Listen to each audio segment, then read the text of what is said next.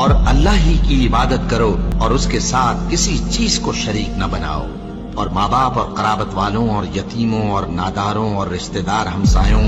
اور اجنبی ہمسایوں اور پاس بیٹھنے والوں اور مسافروں اور جو لوگ تمہارے قبضے میں ہوں سب کے ساتھ حسن سلوک کرو۔ بے شک اللہ تکبر کرنے والے، بڑائی مارنے والے کو دوست نہیں رکھتا، جو خود بھی بخل کریں اور لوگوں کو بھی بخل سکھائیں، اور جو مال اللہ نے ان کو اپنے فضل سے عطا فرمایا ہے اسے چھپا چھپا کے رکھیں، اور ہم نے کافروں کے لیے ذلت کا عذاب تیار کر رکھا ہے۔ اور جو خرچ بھی کریں تو اللہ کے لیے نہیں بلکہ لوگوں کے دکھانے کو،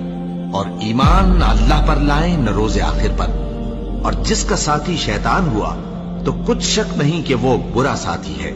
اور اگر یہ لوگ اللہ پر اور روز قیامت پر ایمان لاتے اور جو کچھ اللہ نے ان کو دیا تھا اس میں سے خرچ کرتے تو ان پر کیا مصیبت آ پڑتی۔